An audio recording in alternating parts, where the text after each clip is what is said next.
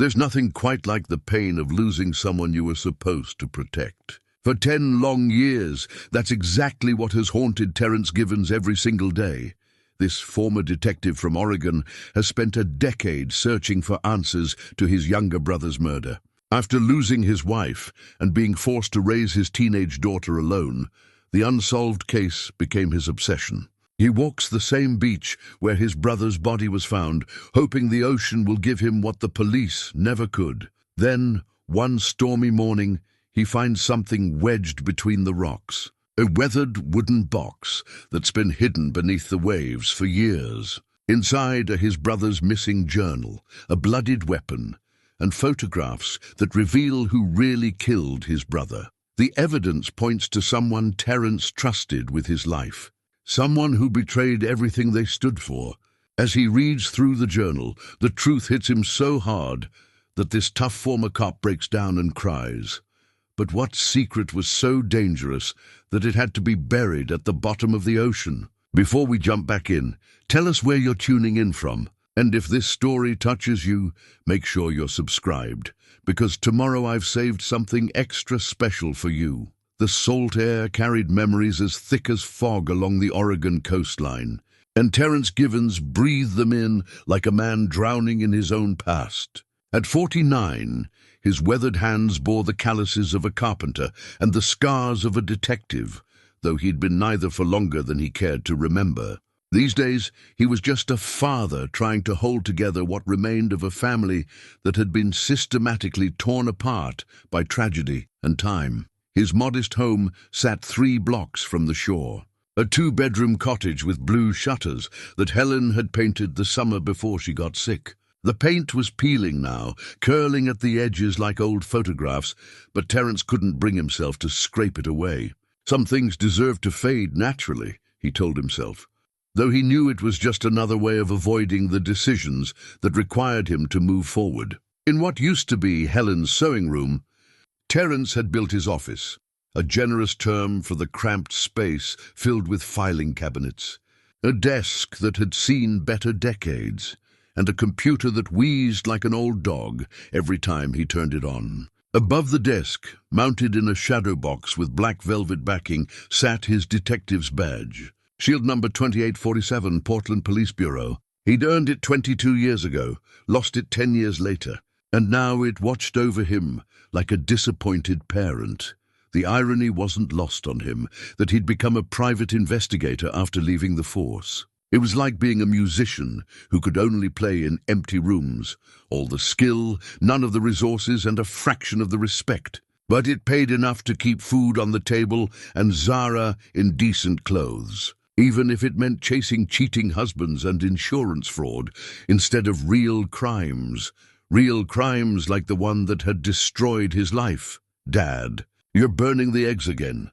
Zara's voice carried the patient exasperation of a 16-year-old who had learned to parent her parent in small ways. She appeared in the kitchen doorway, backpack slung over one shoulder.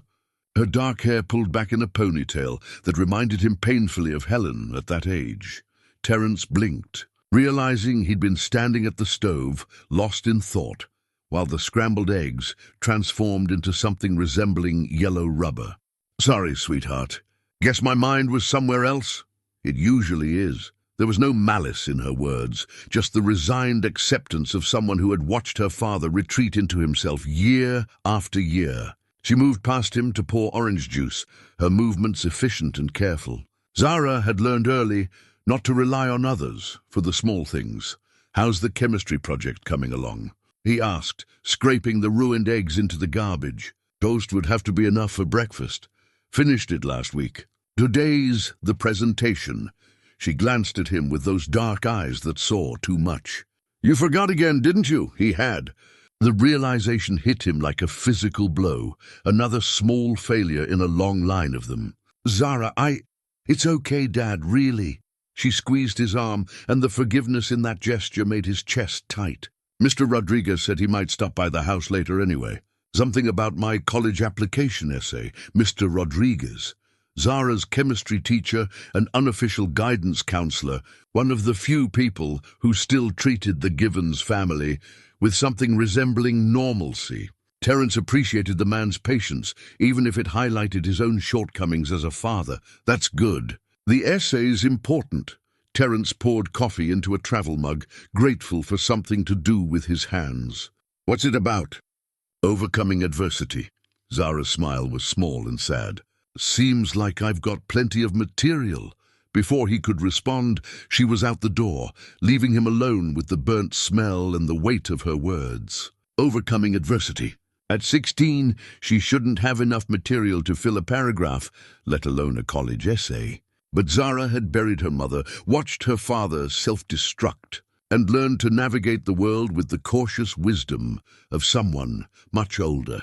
Terrance finished his coffee, standing at the kitchen window, watching the morning joggers and dog walkers follow their predictable patterns along the residential street. Normal people living normal lives, their biggest worries probably centered around mortgage payments and whether their kids would get into good colleges. He envied them, their ordinary problems.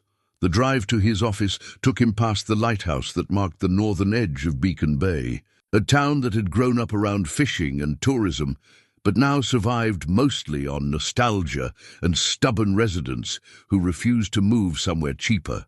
His office sat above Murphy's tackle shop, accessible through a narrow staircase that creaked ominously under the weight of anyone over 150. The brass nameplate on his door read T. Givens, Investigations, in simple block letters. Professional enough to inspire confidence, modest enough to be affordable. He'd learned that people needing a private investigator usually fell into two categories: those with too much money and too little trust, and those with too little money and too much desperation. He preferred working for the desperate ones. Their problems were usually real. Mrs. Chen was waiting for him, perched on the wooden chair outside his office, like a small, determined bird. At 78, she had the energy of someone half her age, and the persistence of someone who had lived through enough to know that patience and stubbornness could move mountains. "You're late," she said, consulting a watch that looked older than Terrance. "It's not even 9 yet." "Mrs. Chen, I've been here since 8:30. "Time is money, Mr. Givens." He unlocked the office door and gestured her inside. Mrs. Chen had lived next door to the Givens family for 30 years, long enough to remember when the neighborhood was full of young families instead of retirees and summer renters. She'd helped Helen with Zara when she was little, brought casseroles after the funeral, and now hired Terrance occasionally to investigate minor mysteries that usually turned out to involve teenagers and petty theft. "What can I do for you today?" Terrance settled behind his desk, noting how the morning light revealed every scratch and coffee ring on the wooden surface. "Someone's been stealing my newspapers." Mrs. Chen opened her purse and produced a small notebook. "The kind teachers used to record grades. I've been keeping track. 7 papers in the last 2 weeks, always on Thursdays." Terrance nodded gravely, though they both knew this fell somewhere between neighborhood nuisance and non-issue. "Any thoughts on who might be responsible?" "The Hendricks boy lives 3 houses down. I see him walking his dog every morning, and he always slows down when he passes my house. Walking a dog isn't really evidence of theft." "Mrs. Chen, it is when the dog doesn't need to stop at every house, but somehow always needs to sniff around my front yard." She leaned forward conspiratorially. "I think he's casing the place."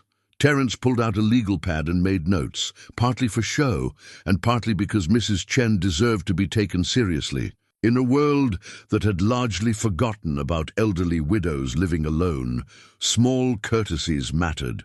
"I can do some surveillance, maybe catch him in the act. How much will that cost?"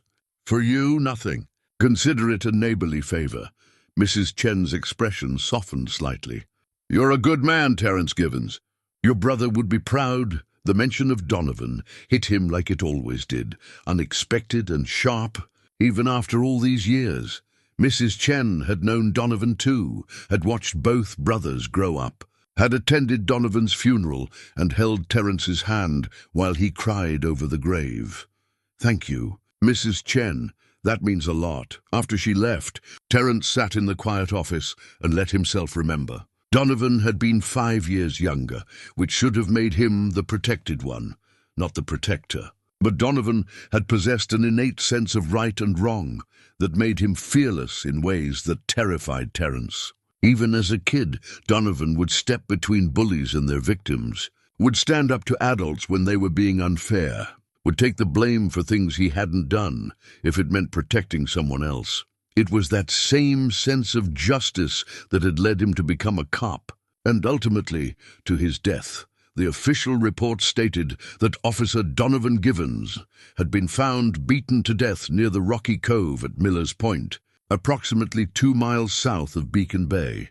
No witnesses, no suspects, no apparent motive.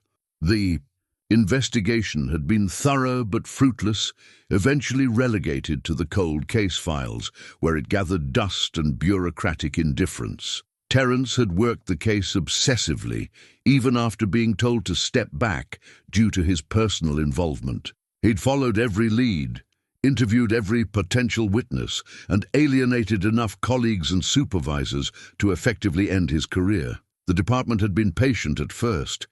Grief was understandable, family loyalty was admirable, but patience had limits, and Terrance had exceeded them all. The final straw had come when he'd accused Detective Ray Morrison, his own partner, of withholding evidence. Morrison had been Donovan's friend too, had worked the case harder than anyone except Terrance himself.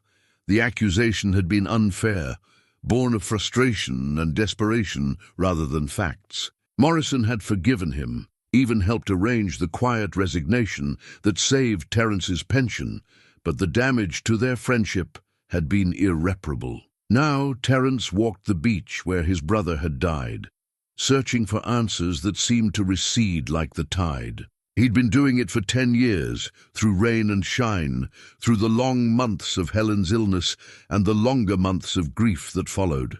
The ocean had taken Donovan's secrets and held them close.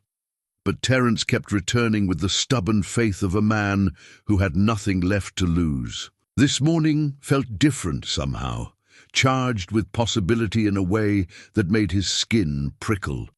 The storm had been fierce, pushing the tide higher than usual, rearranging the familiar landscape of rocks and sand. Perhaps it had also rearranged the secrets buried beneath. He parked at the overlook and made his way down the winding path to the beach, breathing deeply of the salt air that always seemed to clear his head. The waves were still angry from the storm, throwing themselves against the rocks with white-capped fury. In the distance, a fishing boat fought its way back to harbour, riding each swell like a determined cork. Terrance had walked this stretch of beach so many times, he knew every rock formation, every tidal pool, every place where debris typically washed ashore. That's why the wooden box caught his attention immediately, not just because it was there, but because it was wrong. Too deliberately placed, too carefully preserved for something that had supposedly been tumbling in the surf.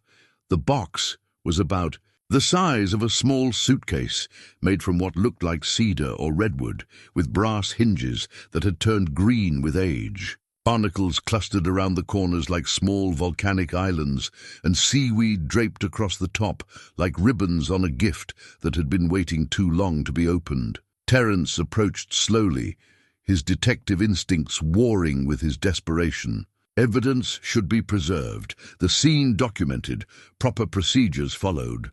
But evidence of what, and documented for whom? The official investigation was closed, the case cold, the department uninterested in the obsessions of a washed-up ex-cop. He knelt beside the box and carefully lifted it from its resting place between two larger rocks.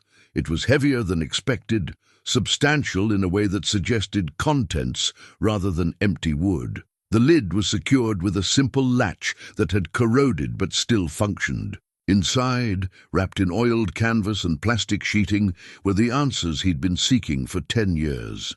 Donovan's journal, the one that had gone missing from his apartment after the murder. A knife with a bone handle, stained dark along the blade. And photographs, dozens of them, showing faces he recognized and activities he didn't understand, but somehow knew were connected to his brother's death. Terrance's hands shook as he lifted the journal, its leather cover soft with moisture but still intact. Donovan's careful handwriting filled the pages, documenting observations, suspicions, and growing fears about corruption within the police department. The final entry was dated 3 days before his death. "I know they're on to me. If something happens, T will know where to look. The truth is worth dying for, but I'd rather live to tell it." And suddenly, sitting on that windswept beach with his brother's final words in his hands, Terrance Givens broke down and cried. The garage had always been Terrance's refuge, a place where he could work with his hands and let his mind wander without judgment. Helen used to joke that he solved more cases while rebuilding carburetors than he ever did sitting at a desk. Now, surrounded by the familiar smell of motor oil and old wood, he carefully laid out the contents of the mysterious box on his workbench. The journal commanded his attention first, its leather cover darkened by years underwater, but still recognizable as the notebook Donovan had carried everywhere during his final months. Terrance remembered teasing his younger brother about it, calling him Detective Diary and asking if he was planning to write a book about police work. Donovan had just smiled that quiet smile and said he was documenting things that might be important someday. Someday had arrived. Terrance opened the journal with the reverence of a man handling scripture, his weathered fingers tracing words written in Donovan's careful script. The early entries were routine. Observations about training, notes about cases, reflections on the challenges of being a young black officer in a predominantly white department. But as the pages progressed, the tone shifted from optimistic to concerned to genuinely frightened. Week 3 on patrol with Morrison, read one entry from 8 months before Donovan's death. Good cop, good teacher, shows me shortcuts the academy never mentioned. Says the real education happens on the street. Morrison. Terrance's chest tightened at the name. Ray Morrison had been his partner for 6 years, his friend for longer than that, a decorated detective with commendations for bravery and an impeccable arrest record. Morrison had trained half the young officers in the department, including Donovan. Month 2 with Morrison, another entry began. Starting to see things that don't add up. Drug busts where the money doesn't match the quantity seized. Traffic stops that turn into cash transactions. Morrison says it's the way things work, that idealism is a luxury we can't afford on the street. Beginning to wonder what he means. Terrance's hands trembled as he read, each page revealing his brother's growing awareness of corruption within the department. Donovan had documented meetings between Morrison and known drug dealers, had noted discrepancies in evidence logs, had carefully recorded license plate numbers and addresses that meant nothing to Terrance, but had clearly meant everything to his brother. Morrison caught me taking pictures today, read an entry from 4 months before the murder. Said curiosity killed the cat, but satisfaction brought it back. Told me some questions are dangerous to ask, some answers dangerous to know. I think he was warning me, but it felt more like a threat. The photographs told their own story. Terrance spread them across the workbench like pieces of a jigsaw puzzle, each image adding clarity to a picture he'd never wanted to see. Morrison meeting with Vincent Caruso, a known drug distributor. Morrison counting money in what appeared to be a warehouse. Morrison and 3 other officers loading boxes into unmarked vehicles, and then the final photographs, taken with what must have been a telephoto lens from a considerable distance. Morrison and 2 unidentified men standing over what appeared to be a body on a rocky shoreline. The images were grainy, taken at night, but Terrance recognized the location immediately. Miller's Point, where Donovan's body had been found. The knife was the final piece of evidence, its bone handle carved with initials that made Terrance's blood run cold. R.M. Ray Morrison. The blade was 6 inches long, perfectly balanced for throwing or close combat, and stained with something dark that could only be blood. Donovan's blood.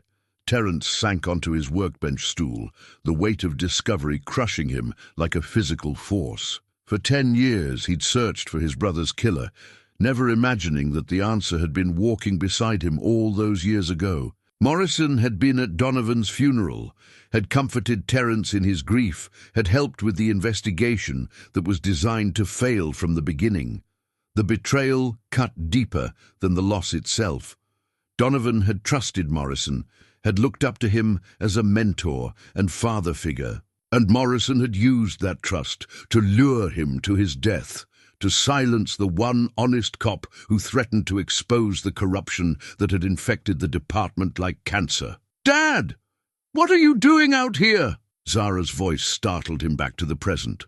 She stood in the garage doorway, still wearing her school clothes, her backpack hanging from one shoulder. Her eyes took in the scattered photographs and documents, the journal open on the workbench, her father's tear-streaked face. Zara, Terrance, quickly gathered the photographs, his movements clumsy with urgency. "I didn't hear you come home. I called your name 3 times. She stepped closer, her expression shifting from curiosity to concern. "Dad, what is all this? And why are you crying?" Terrance looked at his daughter, 16 years old, beautiful and brilliant and brave, and felt the full weight of what he'd discovered. The truth about Donovan's murder was dangerous knowledge, the kind that had already cost one member of his family their life. He couldn't risk losing another. "It's just some old case files, sweetheart. Nothing important." Zara's eyes narrowed, with the skepticism of someone who had learned not to accept easy answers. "Dad, I'm not 10 years old anymore. I can see those are police photos, and that looks like Uncle Donovan's handwriting. What's going on?" She had her mother's directness, her refusal to be deflected when something mattered. Helen had always said that Zara would either become a lawyer or a journalist, someone who made a living asking uncomfortable questions and demanding honest answers. "Sit down."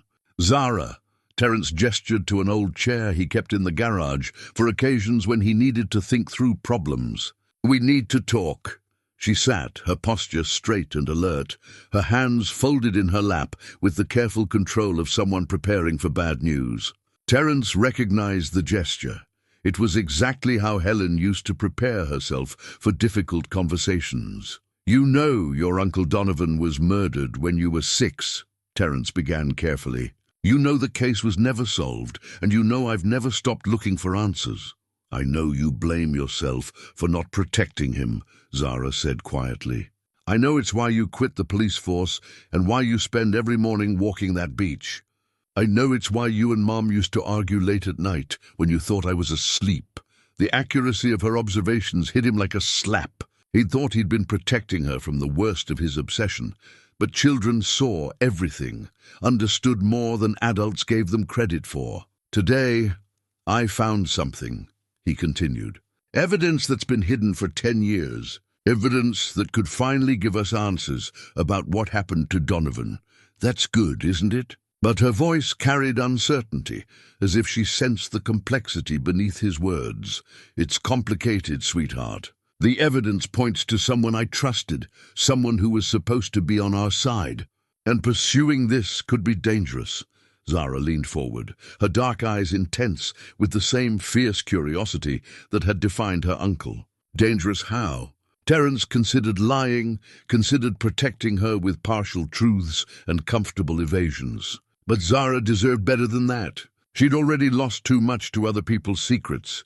The person who killed your uncle is still alive, still in a position of power. If he knows I have this evidence, he might try to stop me from using it, like he stopped Uncle Donovan. The question hung in the air between them, stark and unavoidable.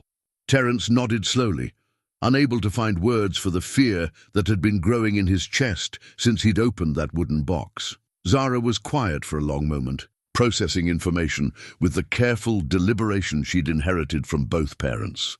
When she finally spoke, her voice was steady and resolved. "You have to do it anyway, don't you? You have to find justice for Uncle Donovan, even if it's dangerous." "I don't know," Terrance admitted. "For 10 years I've wanted nothing more than to solve this case. But now that I can, I'm not sure I'm willing to risk losing you too." Zara stood and walked to the workbench, her fingers hovering over the closed journal. "Can I ask you something, Dad?" "Anything.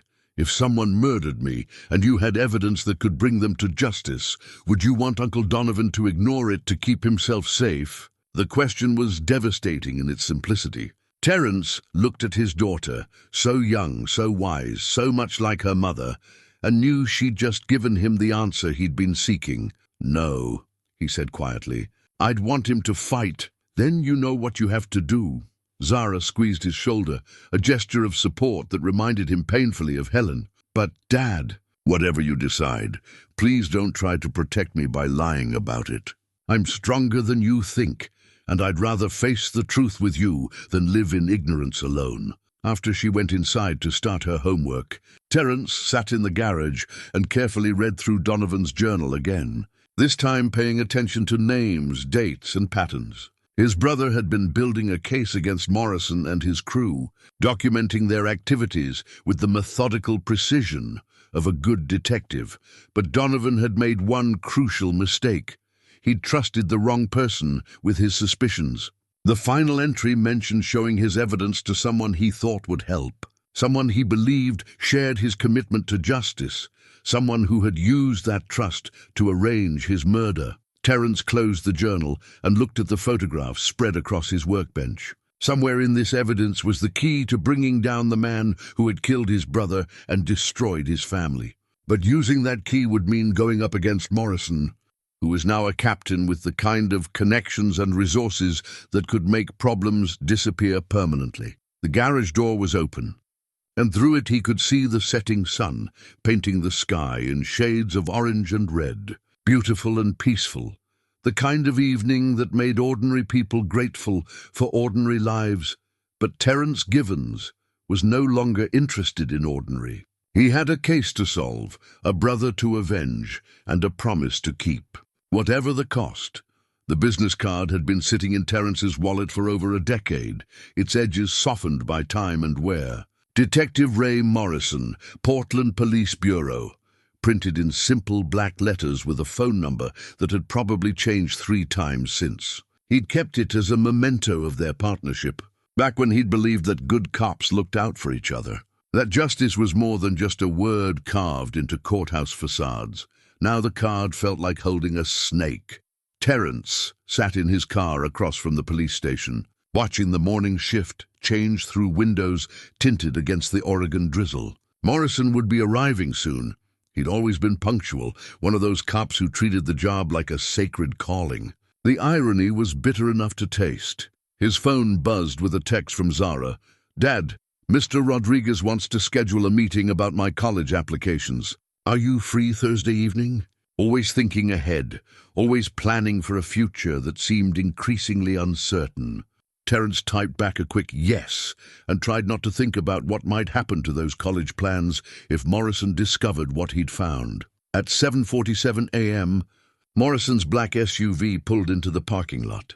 Through his binoculars, Terrance watched his former partner climb out, straightening his tie with the same careful precision he'd displayed for as long as Terrance had known him. Morrison was 52 now, his hair gone grey at the temples, his face carrying the weight of authority that came with captain's bars. He looked like exactly what he was supposed to be, a dedicated public servant who'd earned respect through years of solid police work. But Terrance knew better now. Those careful hands had held the knife that killed Donovan. That authoritative voice had given orders that ended with a young cop's death. That respected career had been built on a foundation of corruption and murder.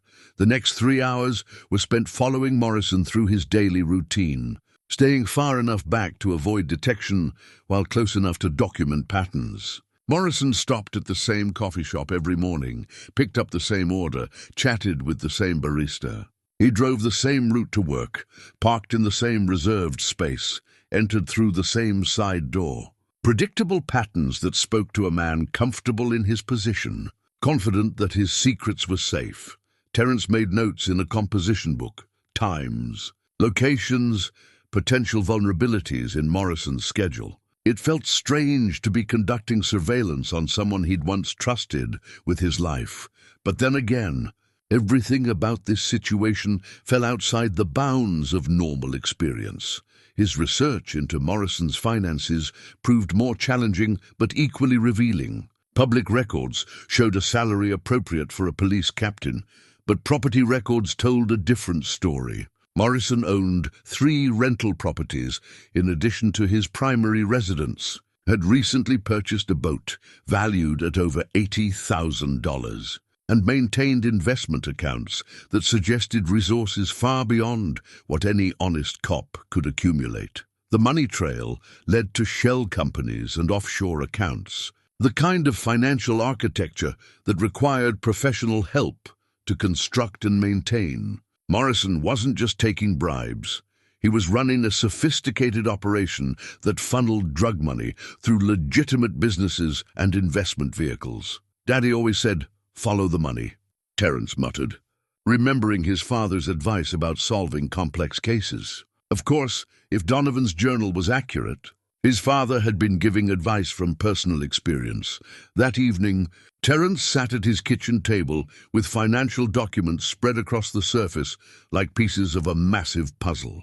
Zara worked on homework at the counter, occasionally glancing over with the kind of concern that made him feel guilty about involving her in this darkness. "Dad, you've been staring at those papers for 2 hours," she said during a break from her calculus homework. "Maybe you should take a break." "Just trying to understand some connections," he replied, though the truth was more complicated. He was trying to understand how he'd been so blind for so long, how he'd worked beside a killer for years without seeing the signs. "Is this about Uncle Donovan's case?" Her directness still caught him off guard. "Yes, I'm following up on some leads." Zara set down her pencil and turned to face him fully.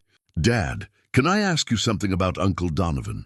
Something I've always wondered about but never knew how to bring up?" Terrance looked up from the documents, noting the careful way she'd phrased the question. "Of course, sweetheart. What is it?"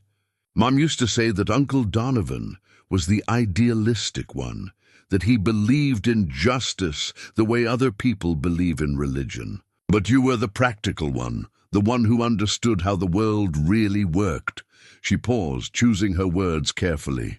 "If that's true, how come you're the one who never gave up on finding his killer?"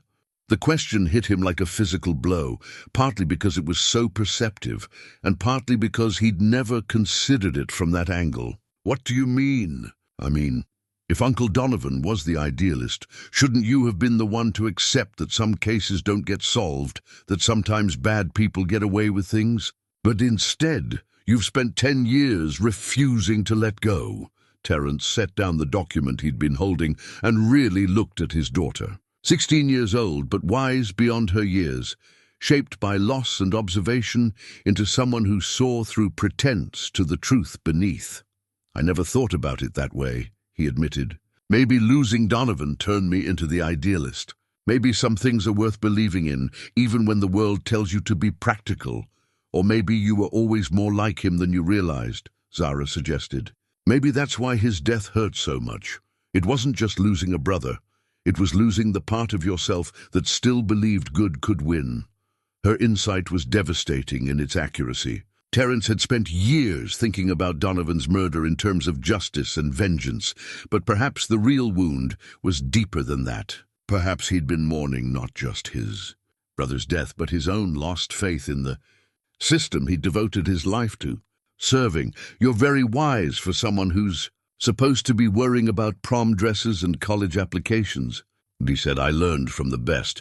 Zara's smile was small but genuine. "Mom always said that losing people teaches you to pay attention to the ones who are still here." That night, after Zara had gone to bed, Terrance made 2 phone calls. The first was to Detective Angela Santos, one of the few cops he still trusted at Portland PD.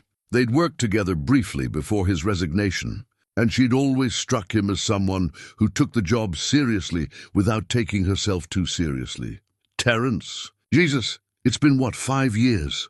Santos sounded genuinely pleased to hear from him, though surprised. "Something like that. Listen, I need a favor, and I need it to stay between us." "What kind of favor?" Her voice became more cautious, professional. "I need information about Ray Morrison. specifically any rumors or concerns about his activities, anything that might not have made it into official reports. The silence on the other end stretched long enough that Terrance wondered if the call had been dropped. Finally, Santos spoke, her voice careful and measured. "Why are you asking about Morrison?" "I can't tell you that yet. But it's important, Angela. More important than I can explain right now." Another pause. "Morrison's untouchable, Terrance. Whatever you're thinking, walk away. He's got friends in high places and a long memory for people who cross him, so there are concerns about him. There are always concerns about cops who get rich on a cop's salary, but concerns aren't evidence, and evidence has a way of disappearing when it involves people like Morrison." Santos's voice carried warning and worry in equal measure. "Terrance, I'm saying this as a friend. Let this go. Morrison destroyed one Givens family member already. Don't give him a reason to finish the job." The line went dead, leaving Terrance staring at his phone in the darkness of his kitchen.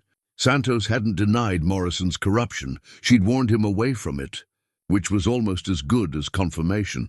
The second call was to directory assistance, asking for the number of the FBI field office in Portland.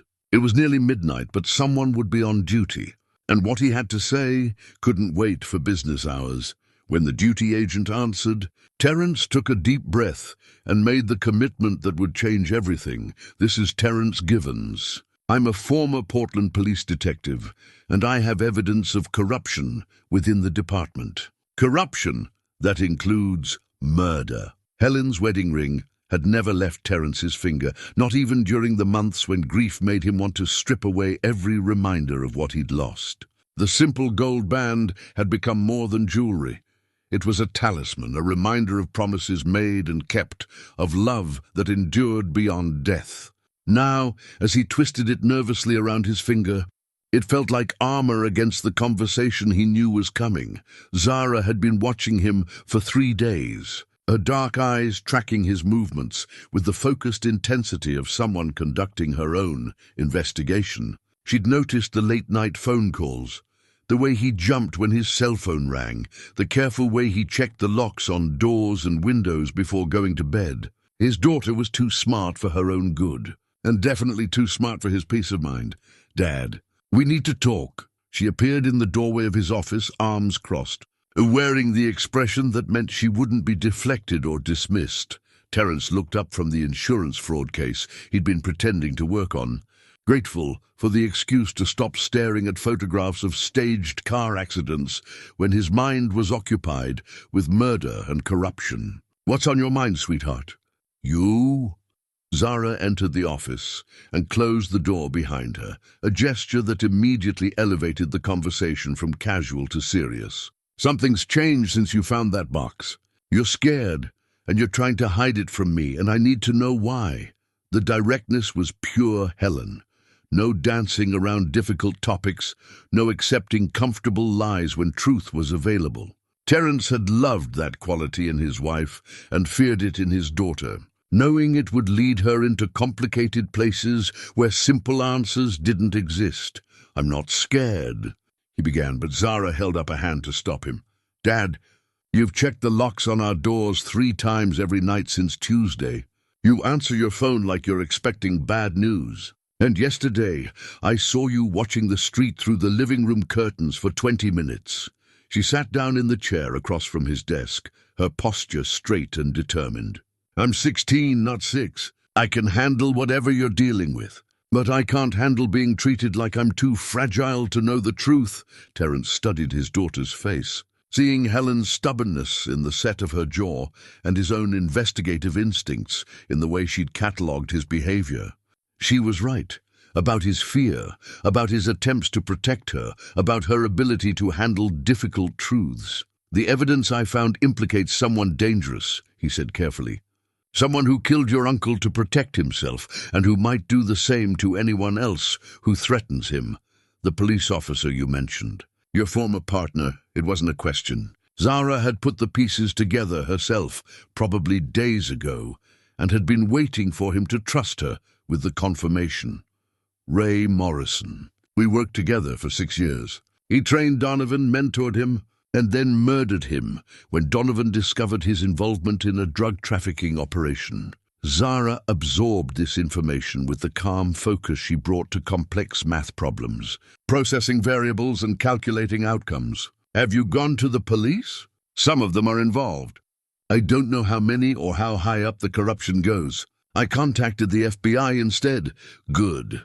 She leaned back in her chair, her expression thoughtful. What did they say? They want to meet.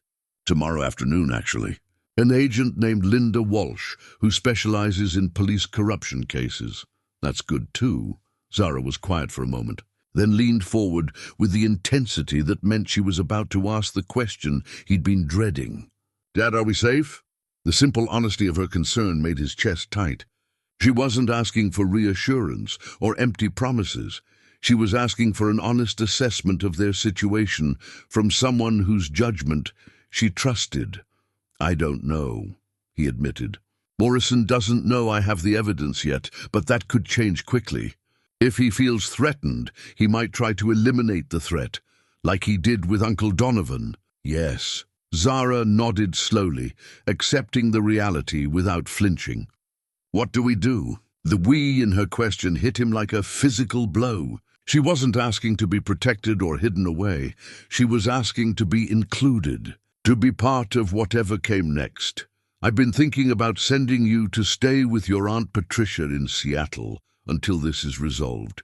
No, the response was immediate and firm. Absolutely not. Zara, this isn't a debate. You're right, it's not. She stood up, her voice carrying the same authority that had made Helen such a formidable opponent in any argument. Because I'm not going anywhere, and you can't make me. I'm 16, not 6, and I'm not going to hide while you face this alone. This isn't about your age or your courage. Yes, it is. It's about you trying to protect me, the same way you tried to protect Uncle Donovan. And look how that turned out. The words were harsh, but her tone was gentle, understanding. Dad, I know you feel guilty about not being able to save him. But sending me away won't change what happened, and it won't keep me safe if Morrison decides our whole family is a threat. Her logic was devastating because it was correct. If Morrison saw the Givens family as a danger to his operation, distance wouldn't provide protection, it would just make them harder to guard. Besides, Zara continued, someone needs to watch your back while you're playing detective. And I'm the only person in the world who cares more about keeping you alive than solving this case. That evening, Morrison called. Terrance was washing dishes when his phone rang. The caller ID showing a number he hadn't seen in years, but still recognized immediately. His hand trembled slightly as he answered, hoping his voice would sound more casual than he felt. Ray, this is a surprise. Terrance, how the hell are you, partner? Morrison's voice carried the easy warmth of old friendship, completely natural and completely terrifying. I was just thinking about you the other day, wondering how you and Zara were getting along. We're doing well. She's 16 now, can you believe that? Getting ready for college applications? Time flies. Helen would be so proud. Morrison's tone shifted slightly, becoming more thoughtful. Listen, I know this might sound strange, but I was wondering if you'd like to grab coffee sometime. Catch up on old times, you know? There's actually something I wanted to run by you. Get your perspective on. Terrance's pulse quickened. Morrison reaching out now, just days after he'd discovered the evidence. Couldn't be coincidence. Either Morrison suspected something, or this was part of some larger plan. That sounds great, Terrance heard himself saying. When were you thinking? How about tomorrow? There's that little place on Burnside we used to hit during late shifts. Say around 10? I'll be there. Perfect. And Terrance? It'll be good to see you again. We should have done this years ago. After Morrison hung up, Terrance stood in his kitchen, holding the phone and trying to process what had just happened. The casual warmth, the reference to Helen, the suggestion that they should have reconnected sooner, it all felt genuine. Like the Ray Morrison he'd once considered his closest friend, but that Morrison had never existed. The man he'd known had been a carefully constructed mask worn by someone capable of murder. Dad. Zara appeared beside him, her expression concerned. You look like you've seen a ghost, Morrison just called.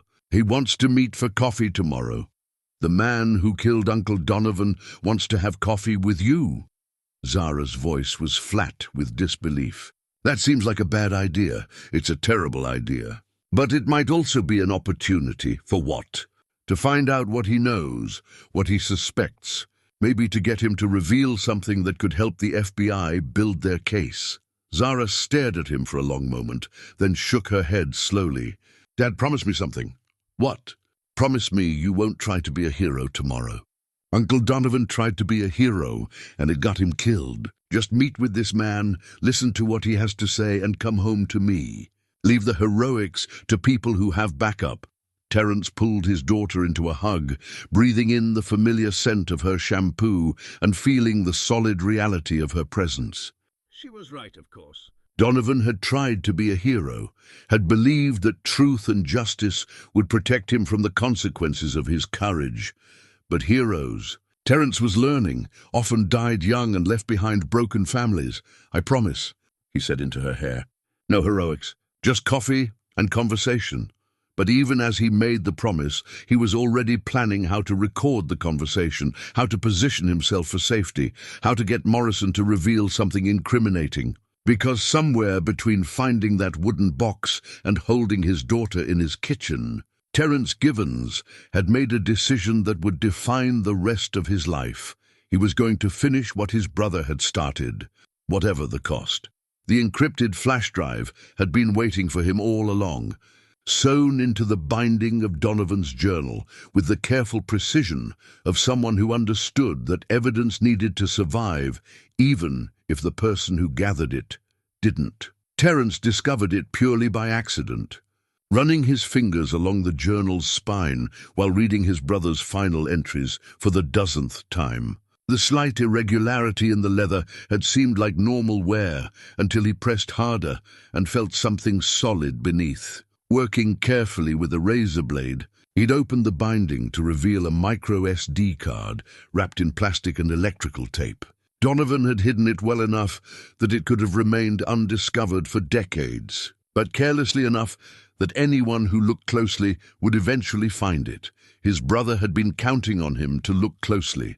The drive contained over 300 files, photographs, audio recordings, financial documents, and video footage that painted a picture of corruption so vast and systematic that Terrance felt sick just reviewing it. Morrison wasn't just taking bribes or skimming drug money. He was running a sophisticated operation that had turned the Portland Police Department into a distribution network for one of the largest drug trafficking organizations on the West Coast. The audio files were the most damning. Donovan had somehow managed to record conversations between Morrison and Vincent Caruso, the drug kingpin who controlled most of the heroin and fentanyl trade from Seattle to San Francisco.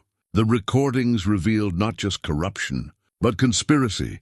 Morrison was providing police protection, inside information about investigations, and even assistance in eliminating competitors who threatened Caruso's operation. "Your brother was getting too close," Morrison's voice said in one recording dated just 2 weeks before Donovan's death. "He's asking questions, taking pictures. Sooner or later he's going to put the pieces together. So handle it," Caruso replied. "You've got a badge and a gun. Make it look like a random crime. Donovan's not some street dealer. He's a cop, and a good one. If something happens to him, there'll be an investigation. There's always an investigation. That's what you get paid to control." The coldness in their voices made Terrance's hands shake as he listened. They were discussing his brother's murder like a business transaction, weighing risks and benefits with the dispassion of accountants balancing books. But the financial documents were perhaps even more revealing than the recordings. Morrison's operation had generated over $15 million in illegal profits over the previous 3 years. Money that had been laundered through a network of shell companies, offshore accounts, and legitimate businesses. The scope was staggering. Morrison had corrupted not just individual officers, but entire units within the department. The evidence revealed at least 12 other cops who were actively participating in the conspiracy, including 2 lieutenants and 1 deputy chief. It explained why the investigation into Donovan's murder had been so ineffective. The people conducting it were working for his killer. Terrance made multiple copies of the drive, hiding them in locations throughout his house and office. If something happened to him, at least the evidence would survive. But as he worked, he couldn't shake the feeling that he was being watched, that Morrison's network was already closing in around him. That feeling intensified when his phone rang at 6 a.m. The caller ID showing a number he didn't recognize. Mr. Givens. "This is Principal Henderson at Jefferson High School. I'm calling about Zara." Terrance's blood turned to ice. "What about her? Is she hurt?" "She's fine, but we had an incident yesterday that I thought you should know about. 2 men came to the school, claiming to be doing a survey about student safety. They asked several specific questions about Zara, her schedule, her activities, whether she walked home alone." "What did you tell them?" "Nothing, of course. We don't give out information about students to anyone without proper identification and parental consent." "But Mr. Givens, these men didn't feel like legitimate researchers. Our security guard said they seemed more interested in the school's layout and security measures than in student safety statistics." Terrance closed his eyes, feeling the walls closing in around his family. Morrison was escalating, moving from surveillance to direct threats. The message was clear: back off or face the consequences. "Thank you for calling, Principal Henderson. I'll pick Zara up from school today, and I'd appreciate it if you could notify security about any suspicious visitors." "Of course. Mr. Givens, is there something we should be concerned about? Is Zara in some kind of danger?" The honest answer was yes, but admitting that would require explanations that could put more people at risk. "It's probably nothing, but I'd rather be cautious." After hanging up, Terrance sat in his kitchen and made the hardest decision of his life. Zara couldn't stay. No matter what she'd said about not abandoning him, her safety had to come first. If Morrison was willing to target a 16-year-old girl to protect his operation, there were no rules, no limits to what he might do. He called his sister Patricia in Seattle, a conversation that required delicate balance between urgency and discretion. Patricia had always been suspicious of his obsession with Donovan's case, worried that it was preventing him from moving on with his life. But she was also a mother herself, and she understood the fear in his voice when he told her about the men at Zara's school. "Send her up here," Patricia said without hesitation. "Brian's got that security system he's always bragging about, and Zara can finish her senior year at Roosevelt High. It's actually a better school anyway. I don't know how long this might take. However long you need, Terrance. Family takes care of family." The conversation with Zara went exactly as he'd expected. Tears, anger, accusations of betrayal, and finally resigned acceptance when she realized he wasn't going to change his mind. She packed her bags with the grim efficiency of someone who'd learned early that life could change without warning, that the people you loved sometimes made decisions that broke your heart for your own good. "I hate this," she said as they loaded her suitcase into his car for the drive to the train station. "I know. I hate it too.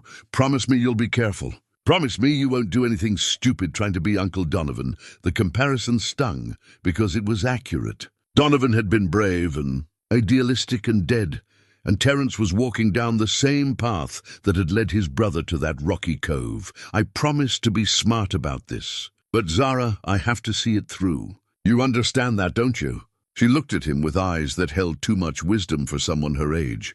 "I understand that you need to do this to live with yourself. I just wish living with yourself didn't have to mean risking your life." At the train station, they said goodbye with the careful restraint of people who both knew this might be the last time they saw each other. Zara hugged him fiercely, her face pressed against his chest, her voice muffled by his jacket. "I love you. Dad, bring him down," as the train pulled away, carrying his daughter towards safety and away from everything that had defined their life together. Terrance felt something fundamental shift inside him. The fear and caution that had kept him alive for 49 years began to fade, replaced by the cold clarity of a man who had nothing left to lose. Morrison had made this personal by threatening Zara. Now it was time to make it final. That evening, Agent Linda Walsh called to confirm their meeting for the following day. Her voice was professional but warm, carrying the kind of confidence that came from years of successfully prosecuting complex corruption cases. "Mr. Givens, I've reviewed the preliminary information you provided, and I have to say, if your evidence is as comprehensive as you've indicated, this could be one of the largest police corruption cases we've seen in the Pacific Northwest." "It's comprehensive," Terrance assured her. "My brother was very thorough. I'm sorry for your loss. And I want you to know that we take officer safety very seriously in cases like this. If you're concerned about retaliation, Captain Morrison already made contact. We're meeting for coffee tomorrow morning." The silence on Walsh's end stretched long enough that Terrance wondered if they'd been disconnected. Finally she spoke, her voice sharp with concern. "Mr. Givens, I strongly advise against meeting with Morrison until we've had a chance to discuss strategy and safety protocols. If he suspects you have evidence, he doesn't suspect, he knows. The only question is what he plans to do about it. Then you're walking into a trap. Maybe, or maybe I'm setting one."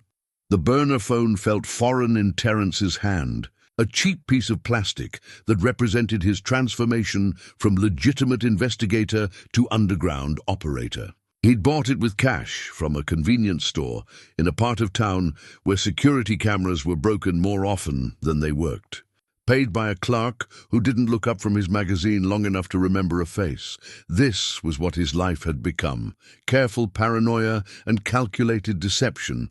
The skills he'd once used to catch criminals now employed to avoid becoming a victim. The irony wasn't lost on him that he was using tradecraft learned from 20 years of police work to evade the police themselves. Agent Linda Walsh had insisted on the secure communication, and after their first meeting, Terrance understood why. The FBI had been investigating Morrison's network for 8 months, building a case that would ultimately reach into City Hall, the prosecutor's office, and the highest levels of the police department. Donovan's evidence wasn't just confirmation of their suspicions, it was the missing piece that could bring down an entire criminal enterprise. Your brother was braver than he knew, Walsh had told him during their clandestine meeting in the parking garage of a downtown hotel. Most cops who stumble onto something like this either look the other way or find a way to get transferred. Donovan kept digging even when it became dangerous. He always believed that good cops had an obligation to stop bad ones, Terrance had replied. Even if it cost them everything. It did cost him everything. But his sacrifice might save a lot of lives if we can use his evidence to shut down this pipeline. The federal investigation had revealed the true scope of Morrison's operation. The Portland connection was just one node in a network that stretched from Mexican cartels through California distributors to street dealers across the Pacific Northwest. Morrison's corrupt cops provided protection, intelligence, and muscle for an operation that moved over $200 million worth of drugs annually, but the corruption went deeper than anyone had imagined. Walsh's team had documented connections between Morrison's network and a sitting city councilman, 2 superior court judges, and the deputy district attorney who had overseen the failed investigation into Donovan's murder. The entire system designed to enforce justice had been perverted into a machine that protected criminals. The problem with cases this big, Walsh had explained, is that everyone involved has too much to lose. They won't just roll over when we start making arrests.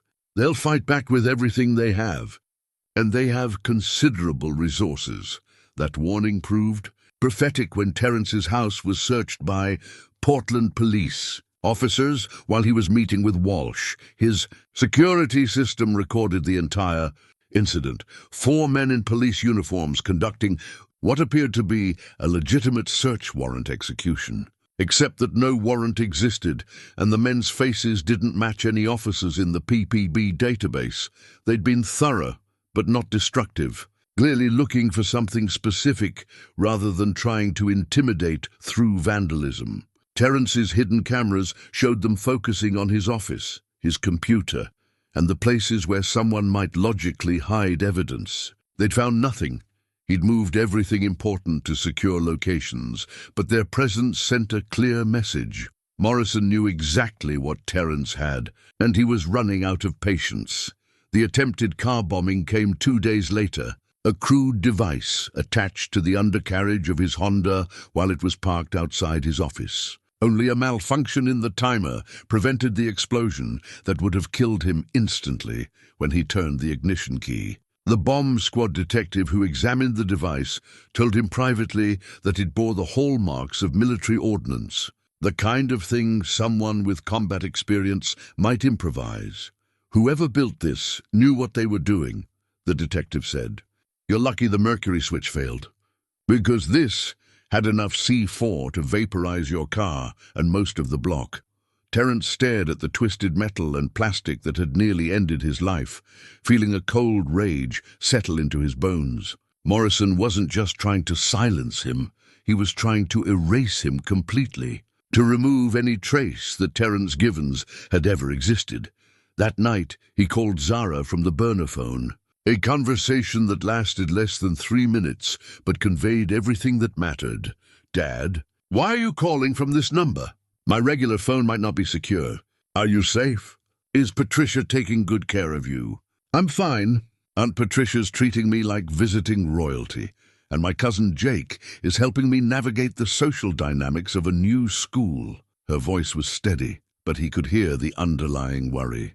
Dad, something's wrong. What's happened? Someone tried to kill me today. The FBI thinks I should go underground until they can make arrests.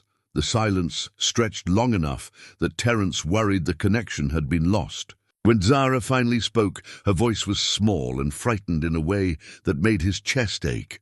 Are you going to do it? Go underground?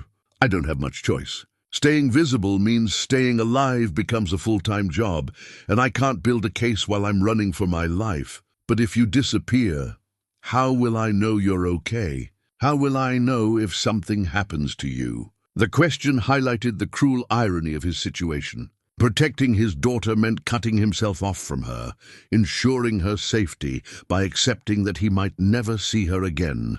Agent Walsh will keep you informed. She's a good person, Zara. If something happens to me, she'll make sure you know. Dad, I'm scared. I know, sweetheart.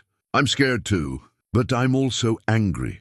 And anger is a better fuel than fear for what I need to do next. After ending the call, Terrance sat in his empty house and made an inventory of what he was leaving behind. 20 years of accumulated possessions, books Helen had chosen, furniture they'd bought together, photographs that documented a life that felt increasingly distant. None of it mattered compared to justice for Donovan and safety for Zara. He packed one bag with clothes and necessities, another with weapons and surveillance equipment accumulated over his years as a private investigator. The evidence was already secure in multiple locations, accessible to the FBI whether he lived or died. His will was updated, his affairs in order, his conscience clear about the choices he'd made. The last thing he did before leaving was visit Donovan's grave, something he'd done hundreds of times over the past 10 years, but never with such finality. The headstone was simple granite with his brother's name, dates, and the inscription Helen had chosen. He died believing in justice. I found him, Donovan, Terrance said to the stone. I found the man who killed you, and I'm going to make him pay. I'm going to finish what you started, even if it kills me. The cemetery was quiet, except for the wind through the trees and the distant sound of traffic on the highway. Peaceful in a way that made him understand why people found comfort in visiting the dead. But Terrance wasn't looking for comfort. He was making a promise to a brother who had died believing that truth would protect him. That night, he drove his car to a long-term parking garage in downtown Portland and left it there, knowing it would probably be discovered within days, but not caring. He'd already switched to a rental paid for with cash, using identification documents that Walsh's people had provided. Terrance Givens, private investigator, was disappearing. Thomas Grant, unemployed construction worker with a criminal record and no known address, was about to emerge. The transformation was more psychological than physical. New clothes from thrift stores, a cheaper haircut, the kind of stubble that came from not caring about appearances. But the real change was internal, a hardening of purpose that came from crossing lines he'd never expected to cross. For 20 years, he'd been a cop who believed in following rules and trusting the system. For 10 years after that, he'd been a grieving brother who believed that persistence and patience would eventually bring justice. Now he was something else. Entirely, a man with nothing left to lose and everything to gain from bringing down the people who had destroyed his family. Morrison had made this personal. Now it was time to make it final. Morrison's personal files were hidden behind a false wall in his basement office, accessible through a panel that looked like part of the electrical system, but open to reveal a climate-controlled safe room filled with documents that could destroy lives. Terrance had spent 3 days studying Morrison's house, learning his routines, waiting for the perfect opportunity to search the one place where a careful man might keep his most dangerous secrets. The break-in was almost disappointingly easy. Morrison's security system was sophisticated but predictable, the kind of setup that impressed civilians but could be bypassed by anyone with police training and the right equipment. Motion sensors avoided, cameras looped with pre-recorded footage, locks picked with tools confiscated from burglars years earlier. Terrance moved through the house like a ghost.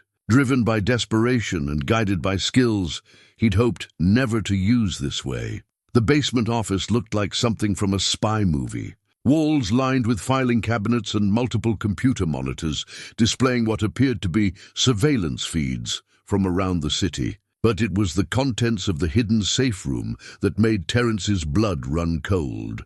Morrison hadn't just been documenting his own criminal activities, he'd been collecting intelligence on everyone around him, building files that revealed the scope of corruption within Portland's power structure.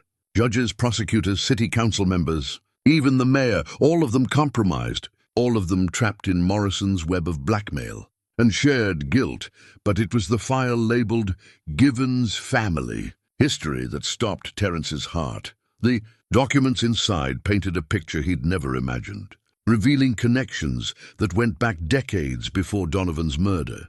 His father, Michael Givens, hadn't died in a construction accident when Terrance was 12. He'd been murdered by Morrison's predecessor in the drug trafficking operation, a corrupt detective named Frank Castellano, who had recruited Michael as a money launderer for the organization. The truth was laid out in police reports that had never been filed, witness statements that had never been recorded, and photographs that documented Michael Givens meeting with known criminals in the months before his death. Morrison had inherited not just Castellano's operation, but his files, his contacts, and his problems, including the problem of Michael Givens' 2 sons, both of whom had chosen careers in law enforcement. A handwritten note in Morrison's careful script explained the terrible logic behind everything that had followed.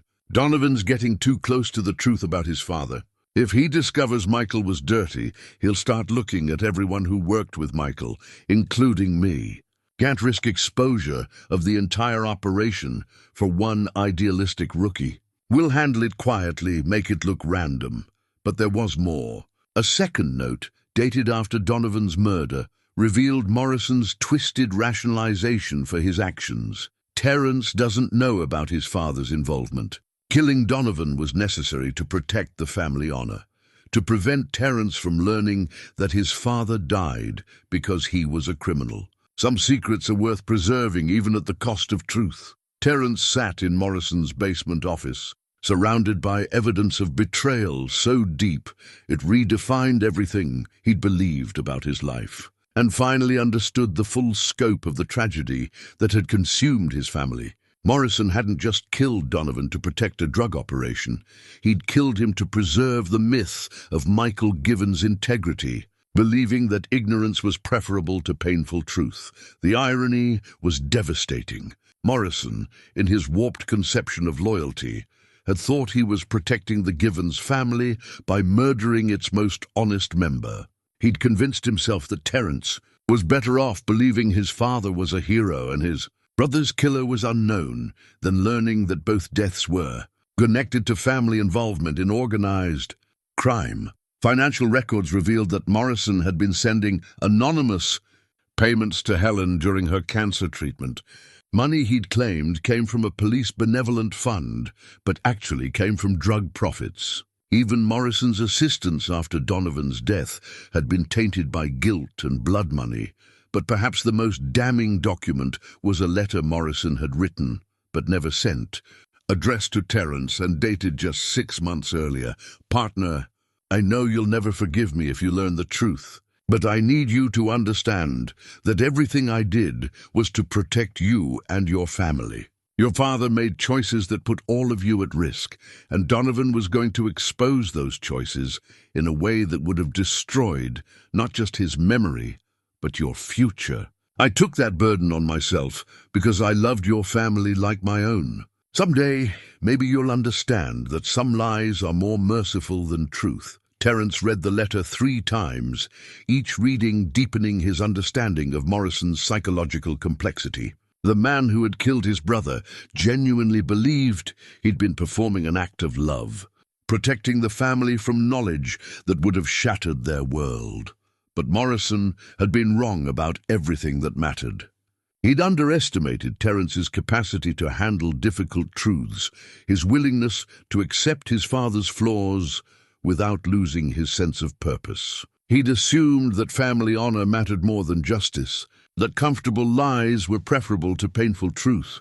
Most tragically, he'd failed to understand that Donovan would have preferred knowing about their father's involvement to dying ignorant and alone. The sound of a car in the driveway jolted Terrance back to immediate danger. Morrison was returning earlier than expected, his routine disrupted by some unknown factor. Terrance quickly photographed the most important documents with his phone, returned the files to their proper places, and sealed the safe room behind its false panel.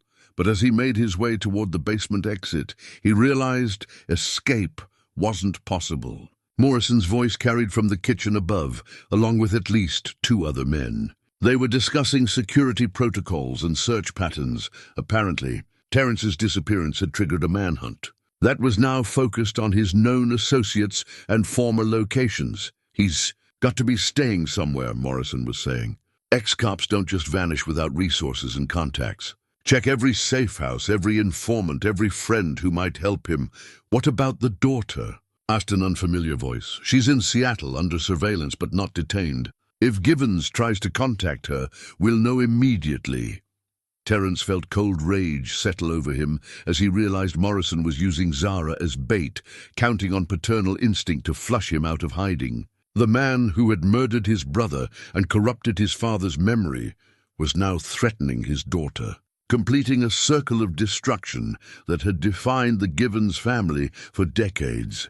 He waited in the basement until the voices moved to other parts of the house, then slipped out through the back door into the rain-soaked night. But as he made his way back to his rental car, he carried with him knowledge that changed everything about his understanding of the case.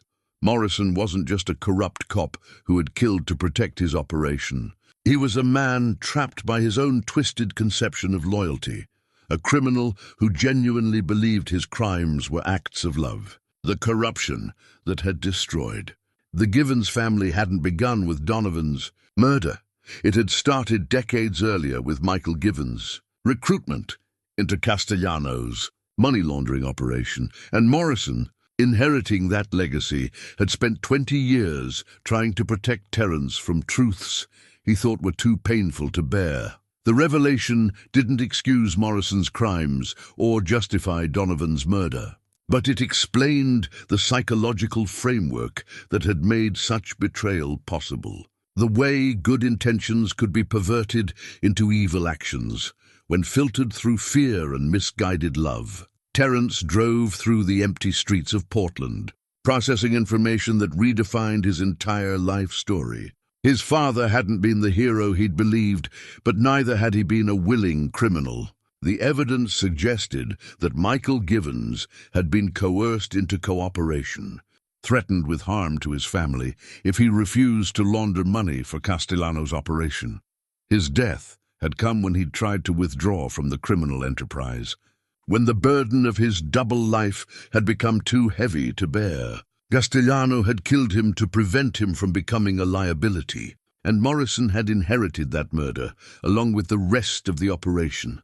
Donovan had died trying to expose a corruption that had killed their father, and Morrison had killed him, believing he was protecting the family from knowledge that would have explained everything. The truth was more complex than revenge, more painful than ignorance, and more necessary than comfort. But it was still the truth, and truth was what Donovan had died trying to reveal.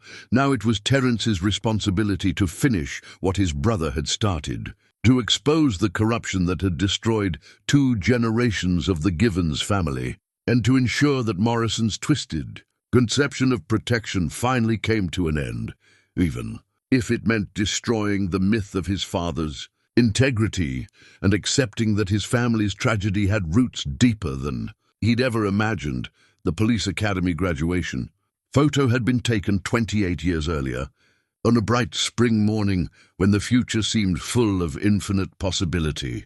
2 young black men in crisp blue uniforms, standing side by side with identical expressions of pride and determination, their hands raised in the oath that promised to serve and protect. Terrance, 24 and serious beyond his years. Donovan, 19 and radiating the kind of idealism that made older cops either smile with nostalgia or shake their heads with cynicism. Terrance held the photograph now in his hotel room, studying faces that belonged to people who no longer existed. The man he'd been then, hopeful, trusting, convinced that justice was more than just a word carved into courthouse facades, had died along with his brother on that rocky shore 10 years ago.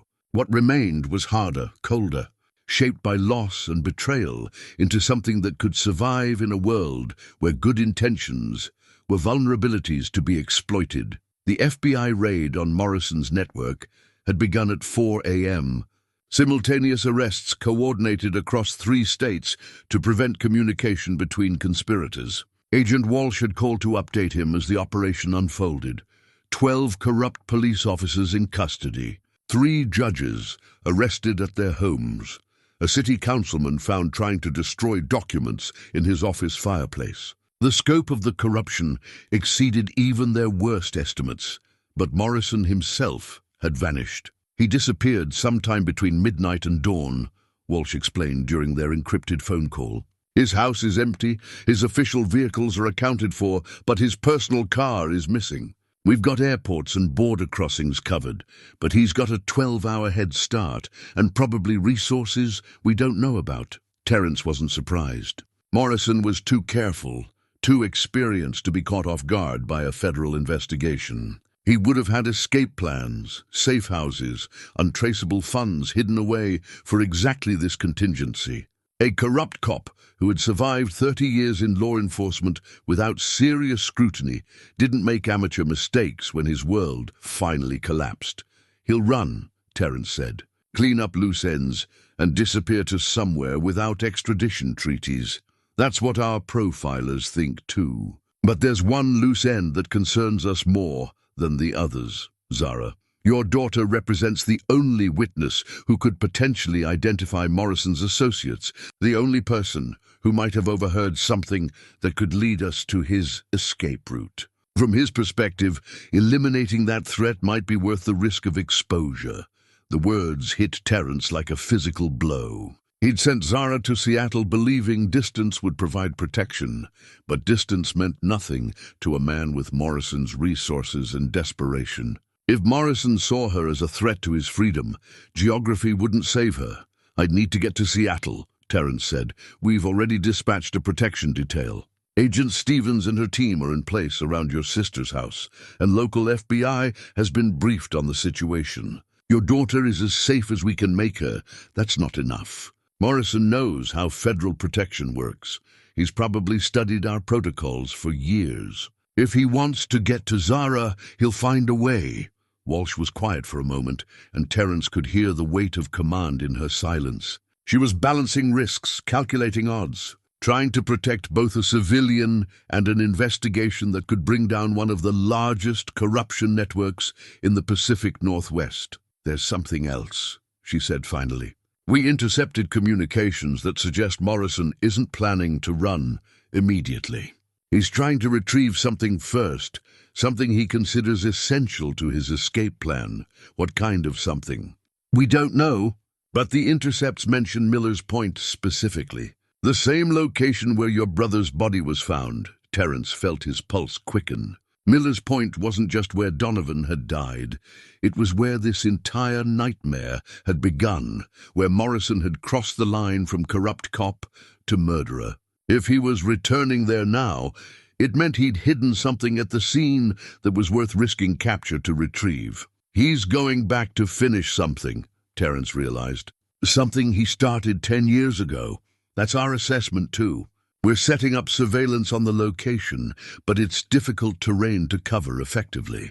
Lots of places to approach unseen, lots of ways to escape if things go wrong." Terrance studied the graduation photo again, remembering the conversation he'd had with Donovan the night before the academy ceremony. His younger brother had been nervous about the oath, worried about whether he was strong enough to live up to the promises they'd be making. "What if I let people down?" Donovan had asked. "What if I'm not brave enough when it matters?" "Courage isn't about not being afraid," Terrance had told him. "It's about doing the right thing even when you're terrified." Now, a decade later, Terrance finally understood what his brother had been afraid of. Not physical danger or professional failure, but the possibility that the system they'd sworn to serve was too broken to fix, too corrupted to redeem. Donovan had died trying to prove that individual integrity could overcome institutional corruption. It was time to find out if he'd been right. "I'm going to Miller's Point," Terrance said. "Mr. Givens, I can't authorize that. This is an active federal operation, and civilian involvement could compromise. I'm not asking for authorization." Terrance's voice carried the calm certainty of a man who had made an irreversible decision. "Morrison killed my brother at Miller's Point 10 years ago. If he's going back there, it's because he believes he can finish what he started. But this time, I'll be waiting for him. This isn't about revenge, Mr. Givens. Morrison will be arrested and prosecuted to the full extent of the law. Justice will be served through the proper channels, will it? Morrison has spent 30 years corrupting the proper channels, turning them into weapons against the people they're supposed to protect. How many judges has he bought? How many prosecutors has he compromised? How many cases will he find ways to dismiss or delay while he consolidates power and eliminates witnesses? Walsh didn't answer immediately, which was answer enough. She knew as well as Terrance did that the justice system Morrison had corrupted might not be capable of delivering real justice against him. "What are you proposing?" she asked finally. "Let me go to Miller's Point. Your surveillance team can maintain their positions, but if Morrison shows up, let me talk to him first. He's not going to surrender to federal agents. His only hope is to fight his way out and disappear forever. But he might be willing to talk to me, to explain himself to the partner he betrayed. And then what?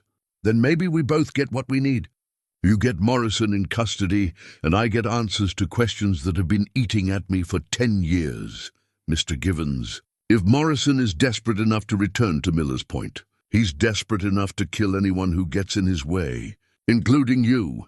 Terrance looked at the graduation photo one last time, then carefully tucked it into his jacket pocket. "Agent Walsh, 10 years ago, Morrison murdered my brother and destroyed my family. 3 days ago, he tried to blow me up with a car bomb. Yesterday, he threatened my daughter. Whatever happens at Miller's Point tonight, it can't be worse than spending the rest of my life wondering what might have been." After ending the call, Terrance began his final preparations. He loaded his service weapon, a .40 caliber Glock he'd carried for 20 years as a cop and kept maintained even after resignation. He tested the recording device Agent Walsh had provided, a sophisticated piece of equipment that could capture clear audio even in challenging conditions. He wrote a letter to Zara, explaining everything he'd discovered about their family history and his reasons for the choices he'd made. The drive to Miller's Point took 40 minutes through increasingly desolate terrain, past farms and forests that seemed untouched by the urban corruption that had defined his life for the past decade. The storm clouds gathering overhead matched his mood,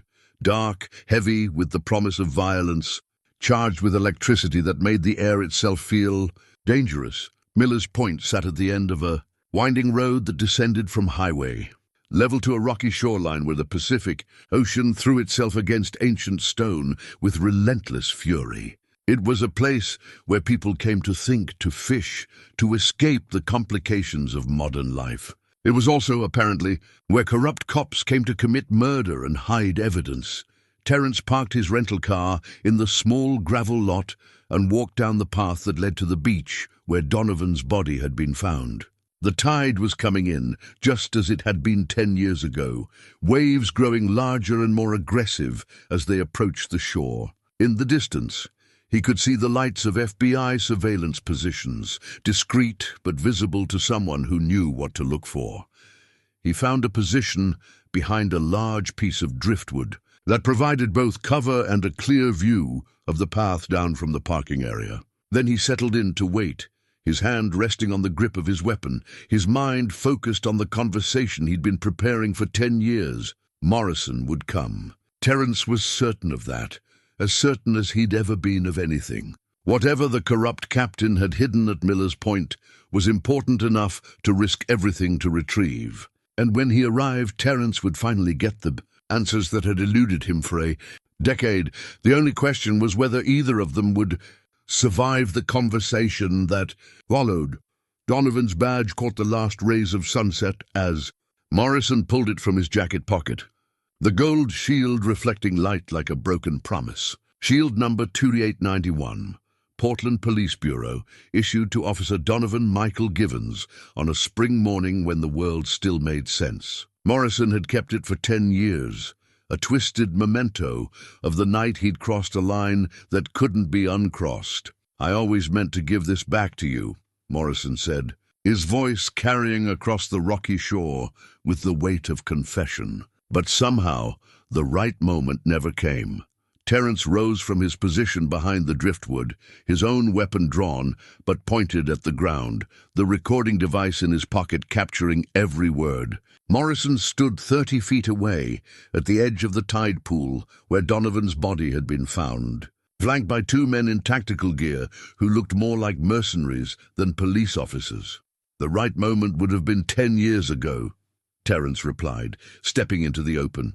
"At Donovan's funeral, when you comforted me and promised to find his killer." Morrison's laugh was bitter and hollow. "You always were too literal, partner. Some promises are meant to provide comfort, not truth, and some badges are meant to represent justice, not be trophies for murderers." The insult hung in the salt air between them, sharp enough to cut, but not enough to draw blood. Morrison pocketed the badge with careful deliberation, his movements controlled despite the circumstances that had brought them to this confrontation. "You read my files," Morrison said. "It wasn't a question.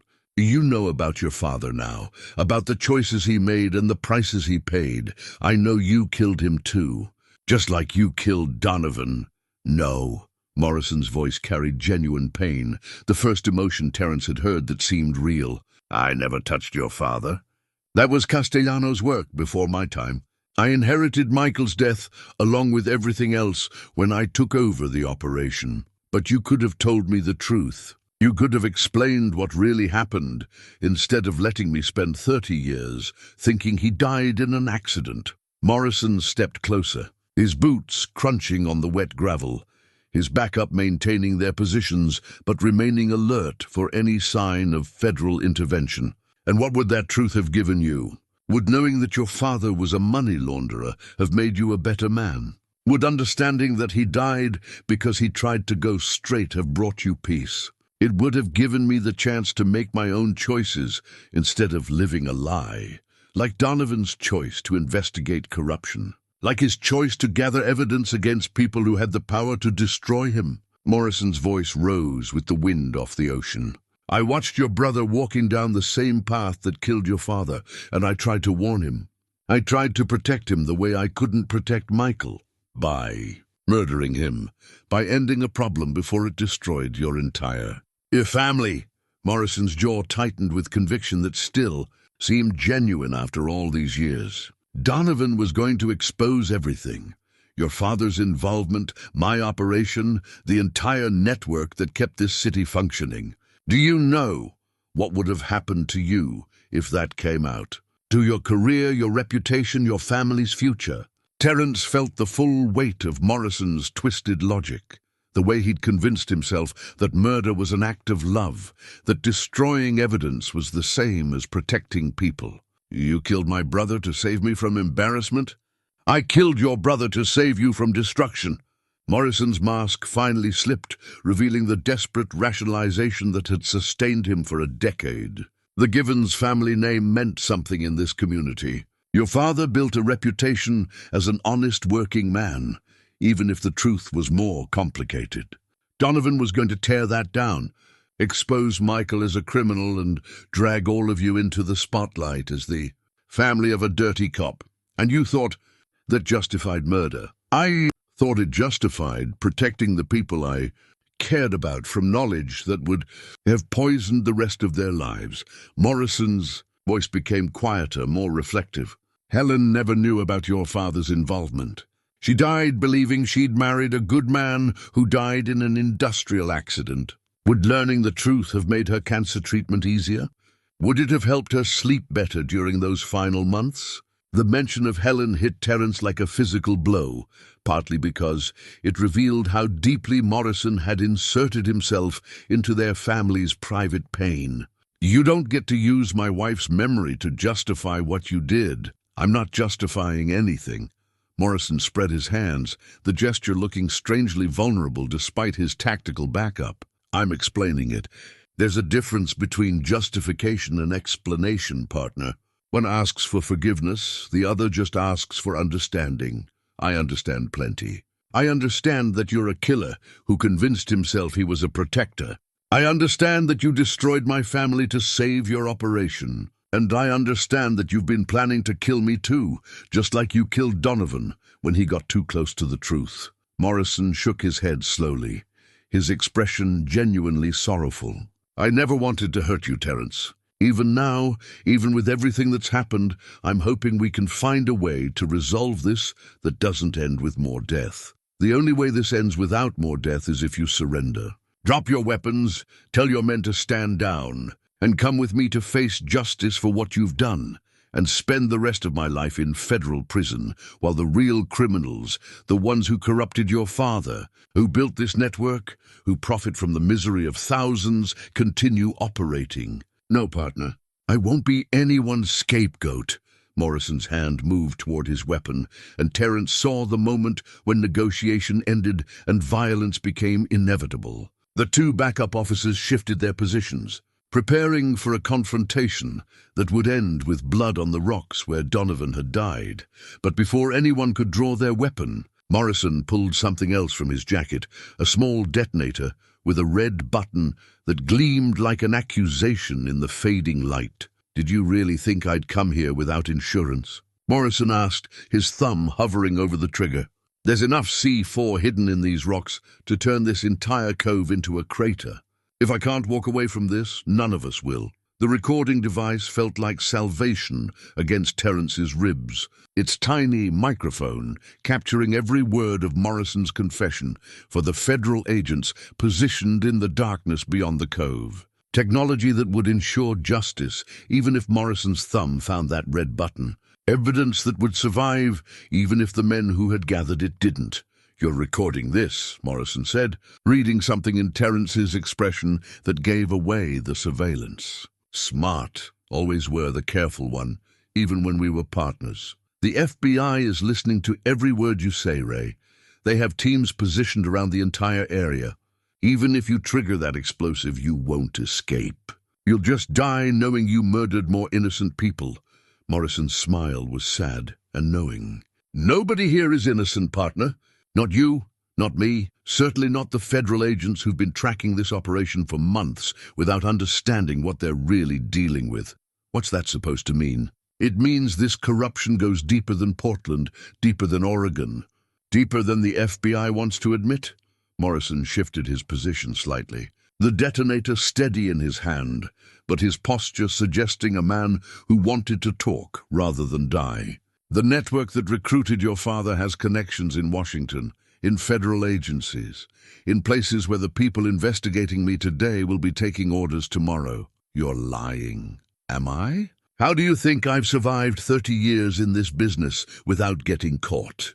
How do you think I knew when to relocate evidence, when to transfer inconvenient officers, when to arrange for witnesses to disappear? Morrison's voice carried the weight of knowledge that extended far beyond local corruption. I had protection, Terrance. Protection from people who made my operation possible because it served their interests too. The implication hit Terrance like cold water. If Morrison was telling the truth, the federal investigation that had seemed like salvation might be just another layer of the same corruption that had killed his father and brother. Agent Walsh is an honest cop working for dishonest superiors who've been feeding information to my people since the day she opened her investigation. Morrison's expression was almost pitying. Did you really think we didn't know about the FBI operation? Did you think we weren't prepared for this day? One of Morrison's backup officers stepped forward, and Terrance recognized him despite the tactical gear and night vision equipment. Detective Carl Brennan, a 15-year veteran who'd worked corruption cases for the Portland PD, someone who should have been investigating Morrison, not protecting him. "Hello, Givens," Brennan said, his voice muffled by the tactical mask, but still familiar. "Sorry it had to come to this. Carl?" "What are you doing here?" "Following orders from people who pay better than the city of Portland." Brennan's weapon was pointed at Terrance, steady and professional. Same as always, just different employers. The revelation that even the FBI investigation had been compromised hit Terrance harder than the physical threats. If Morrison was right, if the corruption extended into federal agencies, then justice might be impossible through official channels, but there was something Morrison didn't know about the recording device Agent Walsh had provided. Something she'd explained during their final briefing that now seemed like prescient planning, rather than paranoid precaution. "Ray, you're right about the corruption," Terrance said, his hand moving slowly toward his jacket pocket. "You're right that it goes deeper than anyone wants to admit. But you're wrong about one thing." "What's that?" "You think Agent Walsh is working for compromised superiors. But she's not working for the FBI at all."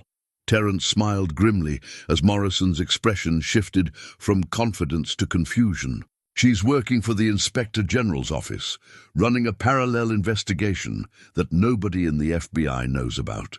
This entire operation was designed to expose corruption in federal law enforcement, not just local police." Morrison's face went pale as the implications registered. If Walsh was working for internal affairs on a federal level, if the investigation had been designed from the beginning to identify and eliminate compromised agents, then his protection had been an illusion. "You're lying," Morrison said. But his voice lacked conviction. "The recording device isn't just capturing evidence for prosecution," Terrance continued. "It's transmitting live to investigators who've been building cases against your federal contacts for months.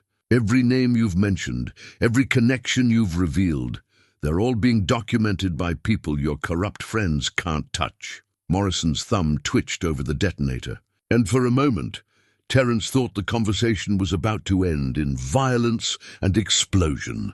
But instead of pressing the button, Morrison began to laugh. A sound so bitter and hollow it seemed to echo off the rocks like a dying thing. 30 years, he said. 30 years of careful planning, of building networks and buying protection, of believing I was smart enough to stay ahead of the system. And it all comes down to a grieving brother and a federal inspector I never saw coming.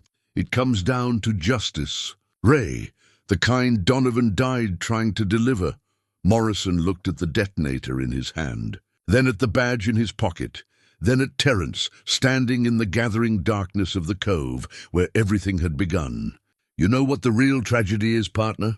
I genuinely believed I was protecting your family. I convinced myself that murder was mercy, that lies were kindness, that corruption was just pragmatism in an imperfect world. And now? Now I understand that the road to hell really is paved with good intentions. Morrison's grip on the detonator relaxed slightly. But understanding doesn't change anything. I can't undo what I've done. Can't bring back your brother. Can't restore your father's reputation or your family's peace. Brennan and the other backup officer exchanged glances. Their weapons still trained on Terrance, but their confidence clearly shaken by Morrison's psychological breakdown. "Ray," Terrance said quietly, "you can still do the right thing. You can surrender, cooperate with the investigation, help expose the network that corrupted so many good people. Donovan's death doesn't have to be meaningless if it leads to real change." Morrison looked at him with eyes that seemed to see across decades of choices and consequences, of good intentions that had metastasized into evil actions, of love that had been perverted into murder. "The right thing," he repeated softly, "after 30 years of doing the wrong thing for what I thought were the right reasons." His thumb moved away from the detonator's trigger, and he carefully placed the device on the rocks beside him. "Agent Walsh, if you're listening through that device, I'm ready to surrender. But I want to talk, and I want guarantees about protective custody, because the people I'm going to name will kill me the moment they know I'm in custody." The new family photo sat on Terrance's desk in a simple silver frame, capturing a moment of genuine happiness that had seemed impossible just 6 months earlier. He and Zara stood together on the courthouse steps after Morrison's sentencing, her arm linked through his, both of them smiling with the relief of people who had finally found their way back to solid ground. The trial had lasted 4 months and exposed corruption that reached from Portland street corners to Washington office buildings. Morrison's cooperation had led to the arrests of 17 federal agents, 43 local police officers, 2 federal judges, and a deputy assistant attorney general who had been facilitating drug trafficking operations across the Pacific Northwest for over a decade. But the real victory wasn't measured in arrests or convictions. It was measured in the slow return of hope to a family that had learned to live without it. "Dad, you're staring at that picture again," Zara said, appearing in the doorway of his office with a cup of coffee and the patient smile of someone who had grown accustomed to her father's quiet moments of reflection, just thinking about how different things are now, Terrance replied, accepting the coffee gratefully. "A year ago I couldn't imagine ever feeling anything but anger and loss. And now I feel grateful. Grateful that we survived, that justice was served, that we have a chance to build something better from what's left." Zara settled into the chair across from his desk, her posture relaxed in a way that would have been impossible during the months when they'd lived under federal protection. She was 17 now, a senior in high school with college acceptance letters piling up on her bedroom desk. But the experiences of the past year had given her a maturity that went far beyond her age. "Mr. Rodriguez called," she said. "He wanted to know if you'd be willing to speak to his civics class about the justice system. Apparently, our story has become required reading in his government curriculum." "What did you tell him?" "That I'd ask you, but that you'd probably say yes." "You always say yes when it comes to education." She was right, of course. Terrance had discovered an unexpected calling in speaking to young people about the complexities of justice, about the difference between law and morality, about the courage required to stand up to corruption even when it seemed overwhelming. His story had become a case study used in police academies and law schools across the country. "I'll call him back and set something up," Terrance said, "though I'm still not sure what wisdom I have to offer. Most of what I learned came at a price I wouldn't wish on anyone else." "That's exactly why your wisdom matters," Zara replied with the directness she'd inherited from her mother. "People need to hear from someone who paid the price and came out the other side intact." Intact. It was an interesting word choice, Terrance reflected, because intact didn't mean unchanged. The man who had discovered that wooden box on the beach was gone, replaced by someone harder but also more compassionate. Someone who understood that justice was a process rather than an outcome, something that required constant vigilance and personal sacrifice. His private investigation business had evolved too, transforming from a struggling one-man operation into something that resembled a public service. The Givens Investigation Agency now specialized in cold cases, police corruption, and cases involving families who had been failed by the system. He'd hired 2 former FBI agents and a retired prosecutor, building a team that could take on complex investigations that required both technical expertise and moral courage. The work was satisfying in ways he'd never expected. Last month, they'd helped expose a child trafficking ring that had been protected by corrupt social workers. The month before, they'd found evidence that exonerated a man who had spent 15 years in prison for a murder committed by the police officer who'd arrested him. Each case brought its own challenges and rewards. But more importantly, each case represented a choice to build something positive from the ashes of his family's tragedy. Linda called earlier too, Zara mentioned casually, though the slight smile playing at the corners of her mouth suggested she was monitoring his reaction carefully. Agent Linda Walsh had become more than a professional contact during the months of investigation and prosecution. Their relationship had developed slowly, built on shared commitment to justice and mutual respect for each other's integrity. She understood the weight of the choices he'd made, the cost of the knowledge he'd gained, the complexity of rebuilding a life after everything familiar had been stripped away. What did she say? She wanted to know if we'd like to have dinner Saturday night. Apparently, she found a new restaurant that she thinks we'd enjoy. Terrance smiled, feeling a warmth that had nothing to do with the coffee. What did you tell her?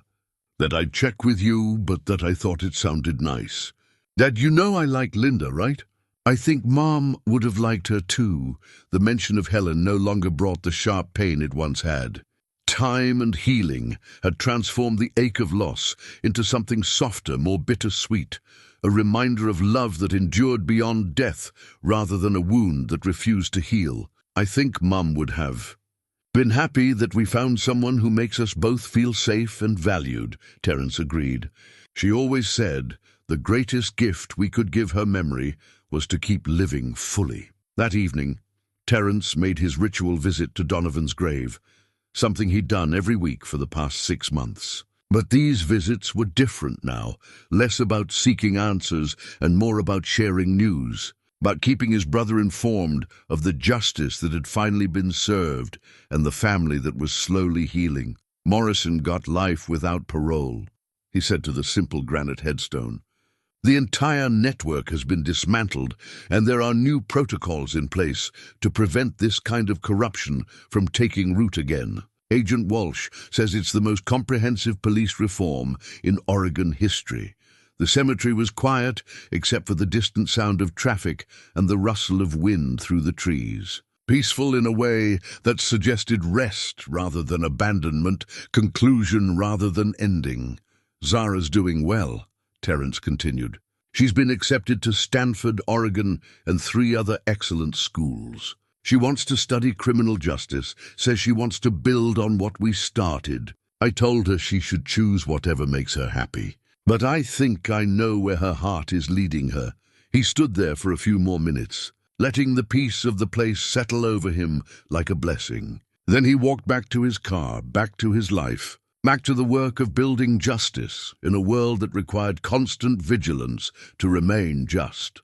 The drive home took him past Miller's Point, where a small memorial now marked the place where Donovan had died and justice had finally been born. Fresh flowers appeared there regularly, left by people whose lives had been touched by the story of 2 brothers and the price of truth. Terrance slowed as he passed the memorial, offering a small nod of respect to the place where everything had changed. Then he continued home, to the daughter who was waiting for him, to the life they were building together, to the future that had seemed impossible just 1 year earlier. Some stories ended with revenge. Others ended with justice. But the best stories, Terrance had learned, ended with hope.